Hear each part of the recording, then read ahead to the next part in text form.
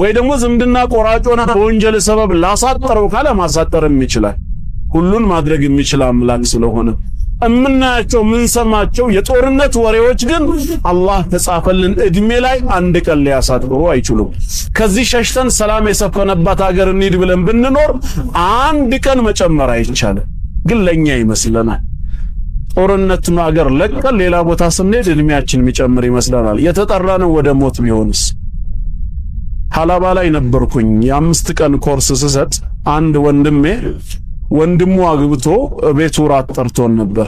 እዛ ራት ላይ የምናውቃቸው ወንድሞች ነበሩ። በንጋታ ወደ አዲስ አበባ እንሳፈራለን ብለው ተሳፈሩ። እነሱ አዲስ አበባ ሄደው ከዛ ደርሰው ሊመጡ ብዙ እቅድ አላቸው።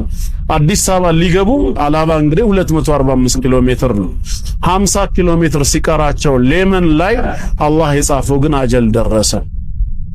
እነሱ የተጫኑበት አይሩፍ የቀኝ መስመሩን ይዞ ወደዚህ ሲሄድ ከላይ ደግሞ በዚህኛው በኩል ግራውን ወይም ለሱ ቀኙ የሆነውን ይዞ ይመጣ የነበረ ቅጥቅጥ ምንድነው ቼንቶ የተቆፈረ ጉድጓድና ጋሪ እሸሻለሁ ብሎ ወደዚህ በኩል ሲመጣ ከታች ከመጣው ጋር ተጋጭ። መኪናውን ለሁለት ነው የከፈለው፣ ሰነጠቀው። ከነዛ ሰዎች የምናቃቸውም ወደ አኺራ ሄዱ። እንደውም አንዱ ሞተ የተባለው መጀመሪያ ሰዎች የተረፉበት ወንበር ላይ ነበር የተቀመጠው። መተኛት የምፈልገው እዛ ጋር ነው ብሎ ቦታ ቀይሮ በተቀመጠበት ነው ወደ አኺራ ሄደው። ለካ የቀየረው መኝታ ሳይሆን አጀሉ አላህ የጻፈለት ነው። አላህ ይቀበላቸው። አላህ ከሸሂዶች ያርጋቸው፣ ቀብራቸውን ያስፋላቸው። እኛ እንኖራለን ብለን እናስባለን፣ የምንሄደው ግን ወደ ሞት ነው። ያ ከሆነ ሁሌም ጭንቀታችን ለአኺራ መሆን አለበት። ስለ ኢማን የሚነግረንን ሰው መውደድ አለብን። ኢስላምን ለመማር ደረታችንን ማስፋት አለብን። በወቅታዊ ጉዳዮች ላይ ኮአክቲቭ እንደምንሆነው ሁላ እሺ፣ በዲናችን ጉዳይ ውስጥ መቼ ነው ንቁ ተሳታፊ የምንሆነው? ለምን ያ አይሆነው? ስለ ኳስ በጣም እናውቃለን፣ ዓሊሞች ነን። የሚቀድመን እኮ የለም። ያለፈው ዓመት የ2020 እንዳልቆ 2022 ከተጀመረ መቼ እንደተጀመረ እናውቃለን። ማን ከማን ጋር ግጥሚያ እንዳለው ሙሉ ዓመታዊ ሪፖርቱ ደርሶናል። ይሄን ሁሉ ኢንፎርሜሽን ያለን ሰዎች ነን። ስለ ዲን ትምህርት አለ ሲባል ግን ብዙ ሰዎች ለምንድን ነው የሚቀሩት? አላህ ያብጀን፣ አላህ ያስተካክለን። ይሄ ቀልባቸው የተስተካከሉ ሰዎች መለያ እንደሚሆን ምንድነው ማረጋገጫው ሲሉ ሱረቱል አንዓም ቁጥር 125ን ሸይኹ አቀረቡ። አላህ ምን ይላል? ፈመን ዩሪድላሁ አን የህዲየሁ ምልክቱን ነው የሚነግሩት። አላህ ሂዳያ ሊሰጠው ሊያቀናው በአዘል የፈለገለትን ሰው አሉ ምንድነው ምልክቱ? በዚህ ዱንያ የሽራህ ሰድረሁ ሊልኢስላም ጀረቱን ልቡን ለእስልምና ያሰፋለታል አሉ። አላህ አንተ ዲነል ኢስላምን ለማወቅ ለመማር እንዲሁም ለመተግበር ልብህን አስፍቶልህ ከሆነ በአዘል ሂዳያ ሊሰጥህ እንደፈለገልህ በዚህ ማወቅ ትችላለህ። ወመን ዩሪድ አን ዩድለሁ በወንጀሉ በኃጢአቱ ሰበብ ደግሞ ሊያጠመው የፈለገውን ሰው አላህ በአዘል ምንድነው እንደጻፈበት ማረጋገጫው? የጀዓል ሰድረሁ ደይቃ ደረቱን ጠባብ ያረግበታል። ሐረጃ ቸጋራ ያረገዋል። ከአነማ የሰዓዱ ፊሰማ ልክ ወደ ላይ ወደ ሰማይ ያለ መሰላል ለመውጣት እንደሚታገል ሰው ኢስላምን ለማዳመጥ ስለ ኢስላም ለመማር ደረቱን ነው የሚያጠብበት አለ። ምክንያቱ ምንድነው? የሰውየው ወንጀል። ስለዚህ እኛም ዛሬ አላህ ምን ያህል ወፍቆናል ስለ ኢስላም ለመስማት ያወቅነውንም ለማስተማር ስለ ኢስላምና ስለ ሙስሊሞች ወቅታዊ ሁኔታ ሲነገር ጉጉታ አለን ወይ ለመስማት? ለዛ ነገር ዝግጁ ነን ወይ? በዛ መምራት እንችላለን? ዝግጁ ከሆነ ሁሌም ሐሳብ ጭንቀታችን የኡማው ነገር የኛም የግል ጉዳይ ከሆነ አልহামዱሊላህ ምልክቱ እየታየ ነው ማለት ነው። ካልሆነ ግን የኢስላም ነገር የሚጨንቀን ብዙ መስማት የማንፈልግ ከሆነ የሆነ ትርፍ ጊዜ ብቻ መሄጃ ስናጣ ጊዜ ለማሳለፍ የምንለው ከሆነ አደጋ ላይ ወድቀናል። ዋና ህይወታችን ይሄ ነውና ማለት ነው። ግልጽ ነው። ስለዚህ ያንን ልናደርግ ይገባናል ነው። ቀልባቸው በሽተኛ የሆኑ ሰዎች ሐቅ ሲመጣላቸው አይወዱም፣ ሐቅን ይጠላሉ ነው። በል ጃአሁም ቢልሐቅ ወአክሰሩሁም ሊልሐቅ ካሪሁን እውነቱን ይዞላቸው ነበር መልእክተኛው የመጣው፣ እነሱ ግን አብዛኛዎቹ እውነትን የሚጠሉ በመሆናቸው ነው። ሶስተኛው ቀልባቸው የተስተካከለ ሰዎች መለያቸው ምንድነው? ኢጃበቱ ዳዕወቲል ኢማን ወሁቡል ኢዝዲያድ ሚንሁ ወደ ኢማን የሚጣሩ ሰዎችን እሺ ብለው ይቀበላሉ። ኢማናቸው በየጊዜው እንዲያድግ እንዲጨምርም ፍቅርና ጉጉቱ ይኖራቸዋል ነው። ይሄ ቀልቡ የተስተካከለ ሰው ነው።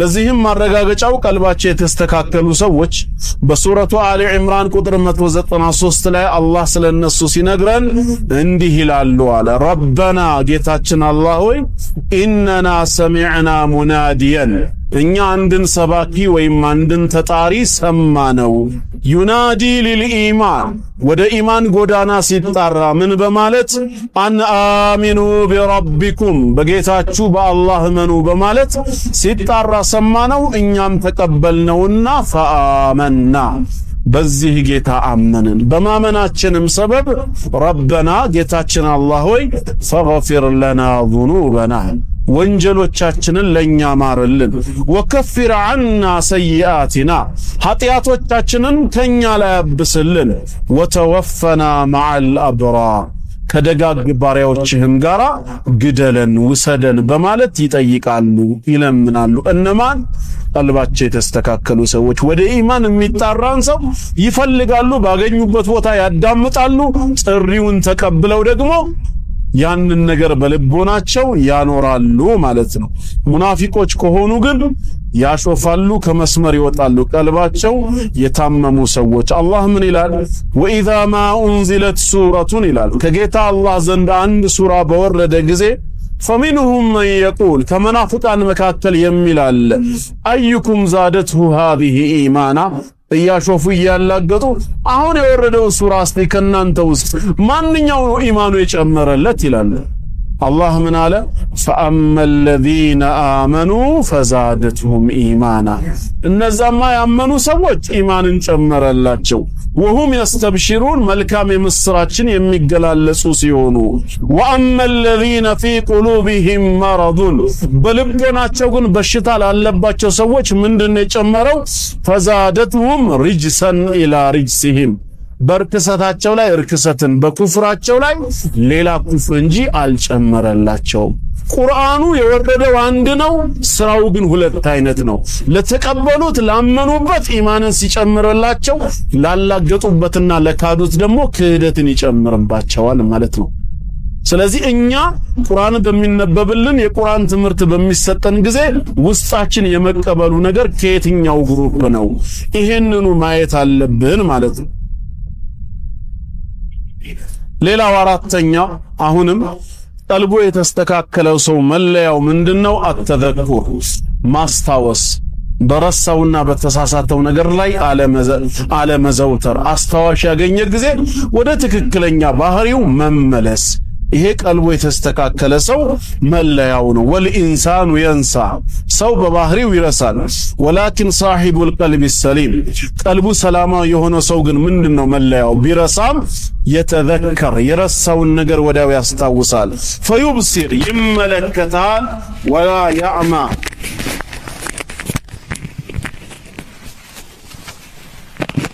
እንደ ታወራ አይቀጥልም፣ በዛው እውርነቱ አይሄድም። አላህ ምን ይላል?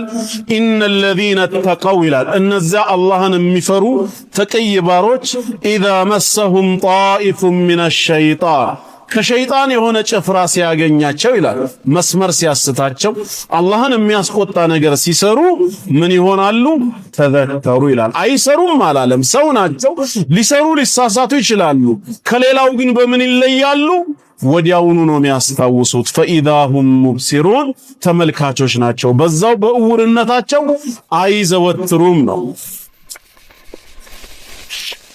لذلك شرع الله التذكير ለዚህም ነው አላህ ማስታወስን መገሰጽን የደነገገው በቃሉ ማለት ነው። በሌላ ስፍራ አላህ ምን ይላል?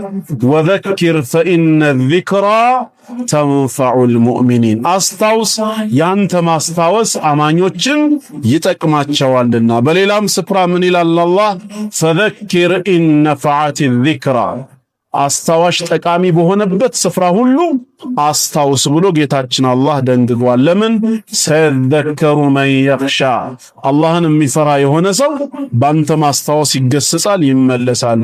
ግን ልቡ የተበላሸውስ ወየተጀነቡሃ አልአሽቃ እድለ ቢሱ ሰውማ ካንተ ማስታወስ ይርቃል፣ ጀርባ ይሰጣል። አለዚ የስለ ናር አልኩብራ ታላቂቷን እሳት የሚገባ የሆነ ሰው ثم لا يموت فيها ወላ ያህያ ሕያው ሆኖም በሰላም አይኖርም ወይም ሞቶ ቅጣቱንም አይገላገልም። እንዲህ አይነት ነገር ይጠብቀዋል። ቀልባቸው ትክክለኛ የሆኑ ሰዎች ሁሌም ስታስታውሳቸው ዝግጁ ናቸው። ነገር ግን አማ አህሉል ቁሉብ ሰቂመቲ ቀልቡ የታመመ ሰው መለያው ፈተራሁም ፊ ገፍለቲን ላ ዩእሚኑን እዛው ዝንጋቴ ላይ ሆነው ሳያምኑ ሞት ይደርስባቸዋል፣ ቂያማ ይቆምባቸዋል። አላህም ምን አለ? ወአንዚርሁም ወዲሁ አስጠንቅቃቸው የውመል ሐስረቲ ያን የቁጭቱ ቀን ነገ ቁጭት ከመምጣቱ በፊት ዛሬውኑ አስጠንቅቃቸው። ኢዝ ቁድየል አምሩ ነገሩ ሁሉ ከተፈረደ ከተወሰነ በኋላ ወሁም ፊ ገፍለቲን ወሁም ላ ዩእሚኑን በዛው ዝንጋቴያቸው ላይ ሆነው ሳያምኑ ወደ እኔ ከመምጣታቸው በፊት ዛሬ በዱንያ ጉዳይ ዱንያ ላይ እያሉ አስታውስ ገስጽ ነው የሚለው ሸይኹ። ምን አለው አያይዘው فإن ذكرت بعض الغافلين عن الآخرة ስለ አኺራ አንዳንድ የዘነጉ ሰዎችን ስታስታውሳቸው فربما يقول لك አንዳንድ ጊዜ ላለመቀበል በትዕቢት ስሜት ተወጥሮ ምን ይልሃል? አጂእተ ሊቱዓሊመኒ አልኢስላም اليوم አንተ እንደ ዛሬ እስልምና ለሌል ታስተምረኝ የመጣኸው ወአነ ሙስሊሙን ኸይሩን ሚንክ እኔ እኮ ካንተ የተሻልኩ ሙስሊም ነኝ ይላሉ። መሆን ከነበረበት ካንተ የተሻሉ ትክክለኛ ሙስሊሞች ከሆኑ ያንተን ተዝኪራ ያንተን ማስታወሻ አይተው መቀበል አለባቸው እንጂ እንዴት በንቀት አይን ትላንትና የመጣችሁ እናንተ እንዴት ዲኑን ታስተምሩናላችሁ ሚል አባባል አለ። ይሄ ስህተት ነው። ትላንት የመጣ ሰው ወይ ከትላንት ወዲያ የመጣ ሳይሆን ምንድነው እየተናገሩ ያሉት እያስተማሩ ያሉት የአላህን ቃል ነው የረሱል ሰለላሁ ዐለይሂ ወሰለም ሐዲስ ነው። ያ ከሆነ ትላንት ከመጣ ሰው አይደለም ዛሬም ከመጣ ሰው ልንቀበል ግድ ነው። ነብያችን አለይሂ ሰላቱ ወሰላም አይሁዱ የተናገረውን ንግግር እውነት በመሆኑ ተቀበለውታል፣ አጽድቀውለታል። ነብያችን አለይሂ ሰላቱ ወሰላም ዘንድ መጥቶ ሰሃቦች ወቀሳቸው። ኢነኩም ለአንቱሙል ቀውም ነው ያለው። መጀመሪያ እናንተ እኮ ምንኛ ያማራችሁ መልካም ህዝቦች ናችሁ። ለውላ አነኩም ቱሽሪኩነ ቢላህ በአላህ ታጋራላችሁ እንጂ አለ። አስደንጋጭ ንግግር ነው። ግን ምንድን ነበር ያጋሩ የነበረው? የአላህን ፍቃድ ከፍጡር ፍቃድ ጋራ የአላህን እርዳታ ከፍጡር እርዳታ ጋራ እና በሚለው በዋውል አጥፍ አያይዘው ይናገሩ ነበር። ልክ ዛሬኛ እንደምንለው ተቸግረናል፣ መድረሻ አጥተናል፣ አላህና እናንተ ካረዳችሁን መውጫ ቀዳዳ የለንም ይላል። አይባልም፣ ስተት ነው። አላህ ካረዳኝ ከዚያም እናንተ ሰበብ ካልሆናችሁኝ ብሎ የሰበቡን ደረጃ ዝቅ አድርጎ ከዚያም በሚለው ቃል መናገር ሲገባው አላህና እናንተ ብሎ የአላህን ረጅነት ከሰዎቹ እርዳታ ጋር አጣምሮ ነው የሚያመጣው። እና በሚለው ቃል የማጣመር ሽርክን ሰሃቦች ይጠቀሙ ስለነበር ያ ይሁዲው ሲናገር ነብያችን ሰለላሁ ዐለይሂ ወሰለም ከዚህ በኋላ እንዳትሉ ብለው ለሰሃቦች መከሩ። እንዴት ከአይሁድ ይሄን ምክር እንሰማለን አላሉ።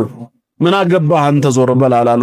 ዛሬም ትላንት የመጣችሁ ወይንትኖች ዋሃቢዮች ከመባል ይልቅ የሚናገሩት ንግግር ከቁርአንና ከሐዲስ የገጠመ ነው፣ ከትክክለኛው የእስላም አስተምሮ ያልወጣ ነው። ያ ከሆነ ለሐቅ ክብር ሲባል ነው የምንቀበለው፣ ለሰውየው አይደለም። ከሐቅ ካልገጠመ ለምን የራሳችን ዘመድ ወይ ወላጅ አባት አይሆንም? መቀበል የለብንም። ሐቅ ከምንም በላይ ለኛ አስፈላጊ ነውና ማስታወስ ቀልቡ የተስተካከለ ሰው ባህሪው ነው። ሲያስታውሱትም ይመለሳል። አምስተኛ ደግሞ አልየቂን በእምነታችን በዒባዳችን በዲናችን ፍጹም እርግጠኝነት አለመወላወል፣ በጥርጣሬ አለመመላለስ፣ አቋማችን የጸና መሆን አለበት። ቀልቡ የተስተካከለ ሰው የቂን አለው በእምነቱ ነው። ያው የቂን 3 ደረጃ እንዳለው እናውቃለን። የመጀመሪያው የቂን ወይም እርግጠኝነት በእውቀት በትምህርት የምንቀስመው ነው። ሁለተኛ ደግሞ ያ የተማርነውን ያወቅነውን ወይም የተነገረንን ነገር በአይን አይተን በማየት ስናረጋግጠው ነው። ሶስተኛ ደግሞ ከማየትም በላይ ምን የቂን አለ? ከስሜት ዋሳታችን ጋር ሲቀላቀል ምንም ጥርጥር የሌለበት እንከን የሌለው የቂን ደረጃ እንደርሳለን። ግልጽ ነው።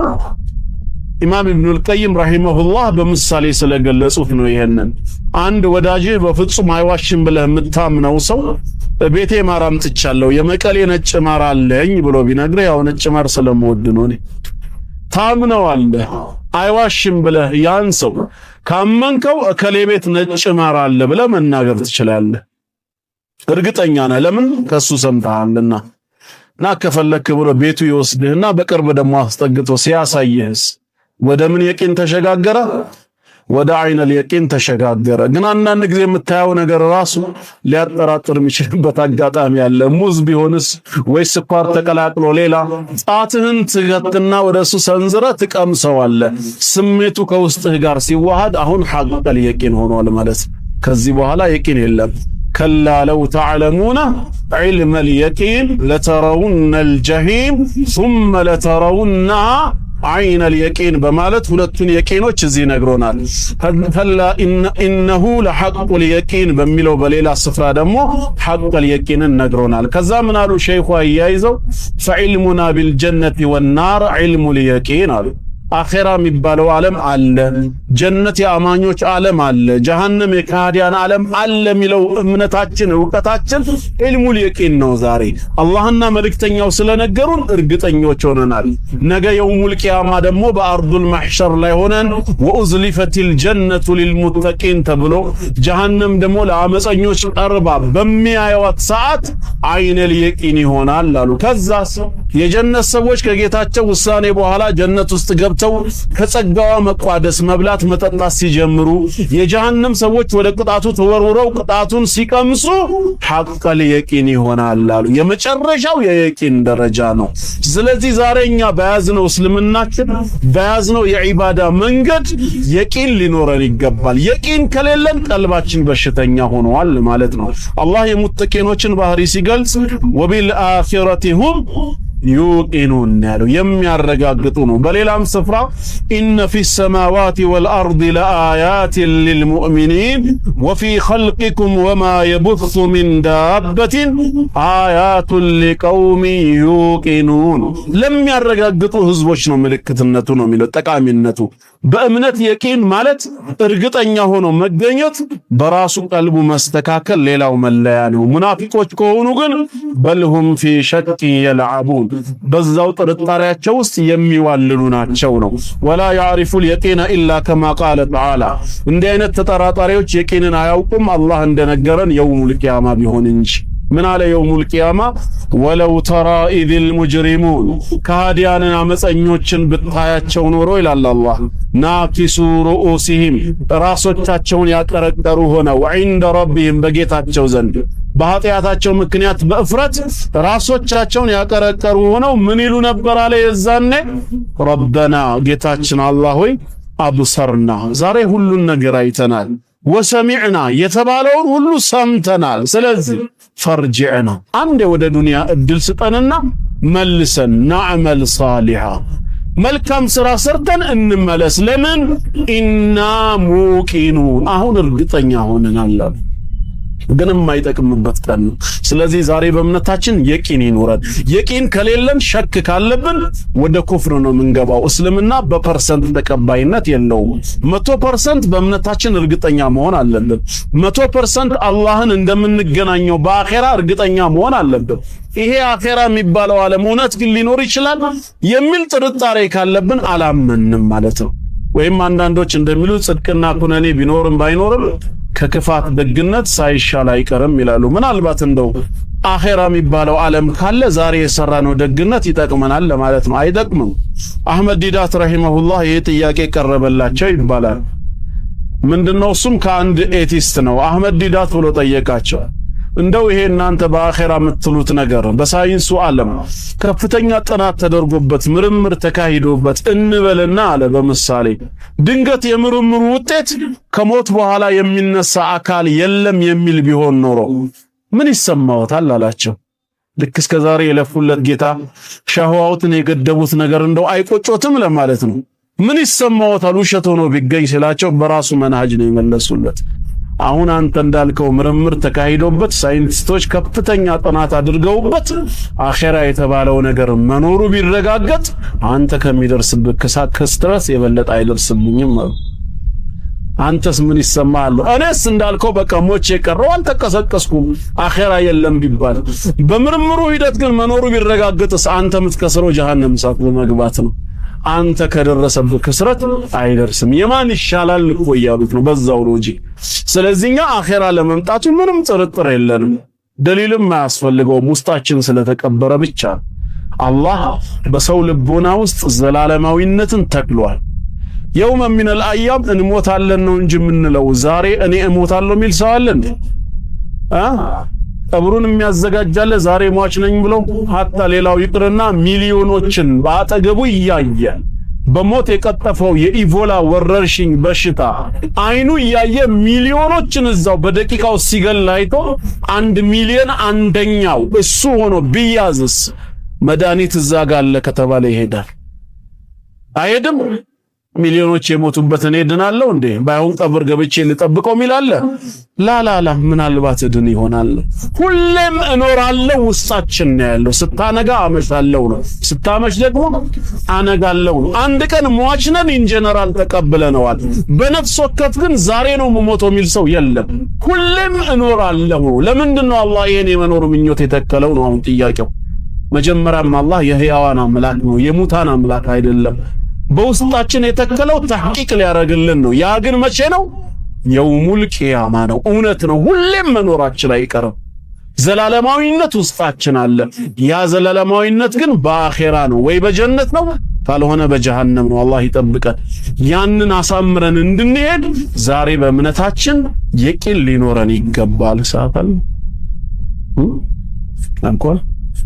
ሰዓት አልፏል ተብያለሁ። ስለዚህ ኢንሻአላህ ያው በጥቅሉ ዋናው አንድ ሁለት እያሉ ነጥቡን ማብራራቱ ሳይሆን የተግባር ሰው ሆኖ መገኘት ነው።